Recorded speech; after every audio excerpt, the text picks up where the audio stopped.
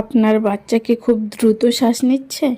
এটা কিন্তু সাধারণ সর্দি নয়, এটা হতে পারে নিউমোনিয়া, মানে ফুসফুসের সংক্রমণ। এতে বাচ্চার শ্বাস নিতে কষ্ট হয়। যে লক্ষণগুলো দেখে বুঝবেন যে আপনার বাচ্চার নিউমোনিয়া হয়েছে কিনা: 1. দ্রুত শ্বাস নেওয়া, 2. কাশি বেড়ে যাওয়া, 3. বুক ঢুকে যাওয়া, 4. জ্বর এবং 5. খেতে না যাওয়া। এছাড়াও কিছু বিপজ্জনক লক্ষণ আছে যেগুলো দেখে আপনি সঙ্গে সঙ্গে আপনার বাচ্চাকে হাসপাতালে নিয়ে যাবেন। এগুলো হলো ঠোঁট নীল হয়ে যাওয়া এবং শ্বাস নিতে কষ্ট হওয়া। নিউমোনিয়া প্রতিরোধ করার উপায় হলো সময় মতো টিকা নেওয়া, 6 মাস পর্যন্ত শুধুমাত্র মায়ের দুধ খাওয়ানো এবং ধোয়া থেকে সবসময় দূরে রাখা।